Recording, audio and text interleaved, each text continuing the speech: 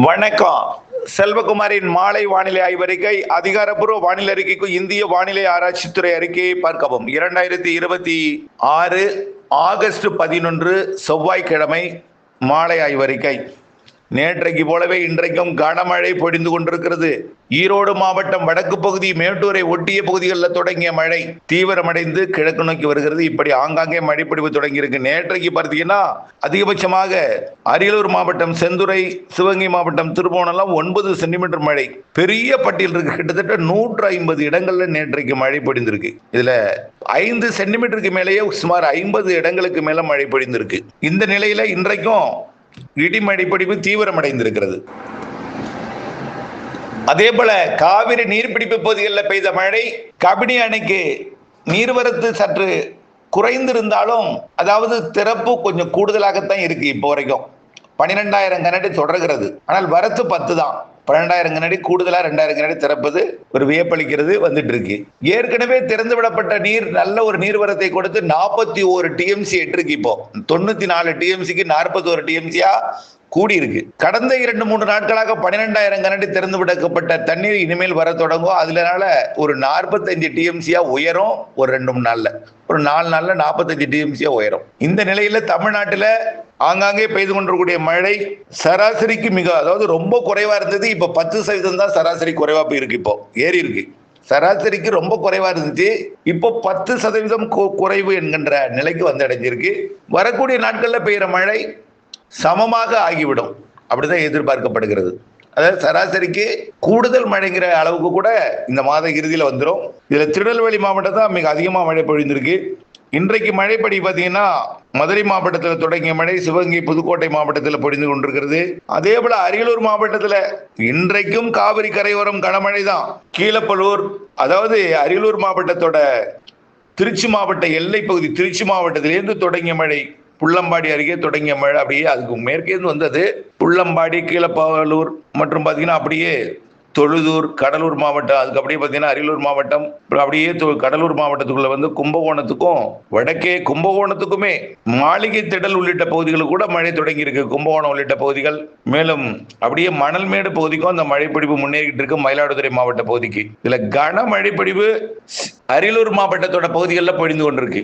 இன்னும் பார்த்தீங்கன்னா பல இடங்கள் கள்ளக்குறிச்சி மாவட்டத்திலையும் திருக்கோயிலூர் சுற்று வட்டாரமும் நல்ல மழை பொழிந்து கொண்டிருக்கு. திருக்கோயிலூர் சுற்று வட்டாரம், அதே போல விக்கிரவாண்டி பகுதி, மேலும் பன்ருட்டி பகுதிகள் கூட மழை வந்துட்டு இருக்கு. அது அப்படியே கடலோர பகுதியை நோக்கி நகர்கிறது. அதே போல காஞ்சிபுரம், செங்கல்பட்டு மாவட்டத்திலையும் மழை பொழிவு தொடங்கி இருக்கு. சென்னைக்குள்ளர வருவதற்கு ஆயத்தமாகிவிட்டது. நள்ளிரவுக்குள் சென்னைக்கும் இன்றைக்கு நல்ல மழை இருந்தாலும் இப்ப மாலையில கொஞ்சம் லேசா தூறல் மழை இப்படி வந்துட்டு இருக்கு. முன்னிரவுலோ அல்லது நள்ளிரவுல கனமழை இருக்கு. கண்டிப்பா நள்ளிரவுல சென்னைக்கு இன்னைக்கு கனமழை இருக்கு. நேற்று போல டெய்லி கனமழை தான் பெஞ்சிட்டு இருக்கு.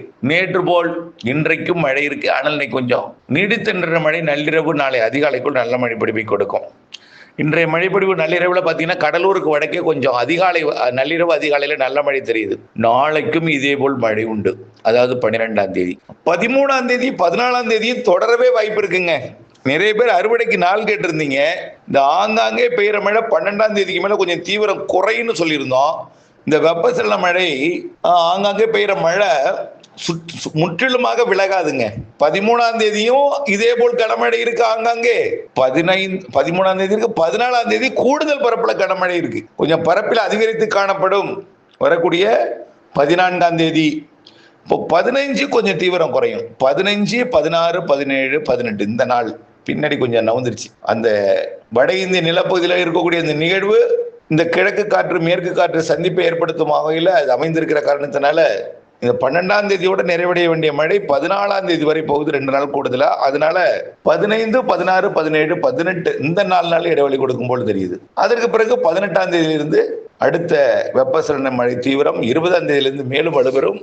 20ஆம் தேதிக்கு மேல மாத இறுதி தென்மேற்கு பருவமழையும் தமிழ்நாட்டில் வெப்பசலன மழை பொழியும் வலுத்திருக்கும். நம்ம ஏற்கனவே சொன்னதான், மாற்றமில்லை.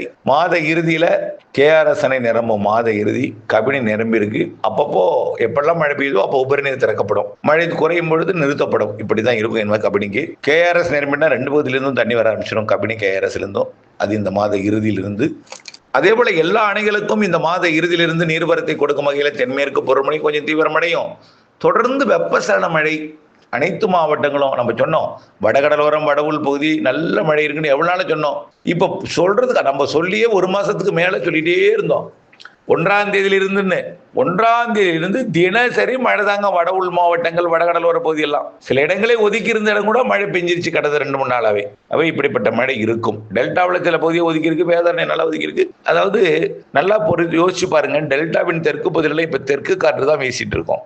ஆடி காத்து தான் அடிக்கும். அதுல இந்த நேரத்தில் மழைங்கிறது குறைவா தான் இருக்கும். இருந்தாலும் இந்த மழை பெரிய வரப்பிரசாதம். எவ்வளவு ஆண்டுகள் நீங்க தெளிக்க மழை பெய்யாதா, தெளிப்பதற்கு மழை பெய்யாதா, உழுவதற்கு மழை பெய்யாதான்னு இயங்கிய காலம் உண்டு. இந்த ஆண்டு மட்டும் தான் இப்படி இருக்கா? நோ, எப்போதுமே இப்படித்தான் இருக்கும். சில பேர்லாம் எப்போ இந்த சில ஒரு காற்றை கூட திட்டி இருக்காங்க, ஏன் இவ்வளவு தெற்கு காற்று இவ்வளவு மோசமா வீசி இதனால மழை வர மாட்டேங்குது அப்படின்னு. இந்த நேரத்தில் இந்த டெல்டாவில் ஆங்காங்கே இந்த பெய்கிற மழையே எப்போதும் இல்லாத கொஞ்சம் கூடுதல் மழையா தான் தெரியுது என்னை பொறுத்த வரைக்கும். வட உள் மாவட்டங்கள்லாம் அதிக மழை தான் பெஞ்சிட்டு இருக்கு, நல்ல மழை. 3 நாளா திருக்கோயிலூர்ல தொடர்ச்சியா தினம் மாலை இரவு தான் மழை தான், கனமழை. 9-10 சென்டிமீட்டர்ல ரொம்ப அதிகம் தானே சொல்லுங்க. சிவகங்கை மாவட்டத்தில், ஆனால் சில இடங்கள்ல 0வும் அதே மாவட்டத்தில் ஒரு பகுதி. இப்படிப்பட்ட மழை 15ஆம் தேதி வரை இருக்கு. 13, 14 நல்ல 12, 13, 14 நல்ல மழையே இருக்கு. இப்படித்தான் ஒதுக்கி ஒதுக்கி ஒதுக்கி வலுத்த மழை பெய்யும். இடைவெளி என்பது இப்போ 15, 16, 17, 18 தெரிகிறது. 18க்கு பிறகு வலுப்பெறும். 20லிருந்து மேலும் வலுப்பெறும். மாத இறுதி வலுத்திருக்கும். செப்டம்பர் மிகச்சிறப்பான மழை. செப்டம்பர் அக்டோபர் 15 வரைக்கும் வலுத்த தென்மேற்கு பருவமழை இறுதி கட்டத்தில். அக்டோபர் 18க்கு அப்புறம் தான் வடகிழக்கு பருவமழை. அக்டோபர் 18க்கு அப்புறம் நம்ம ஏற்கனவே சொன்னதில் எந்த மாற்றமும் இல்லை. சராசரிக்கு அதிக மழை ஜனவரி 10 வரைக்கும். இந்த ஆண்டு வடகிழக்கு பருவமழை சிறு நிகழ்வு அதிக மழை தரும் கண்டிப்பா. தொடர்ந்து வானிலை அப்டேட்ஸோட இணைந்திருங்கள். வானிலை இருந்து விவசாயம் செய்து அன்போடு கேட்டுக்கொள்கிறேன். நன்றி.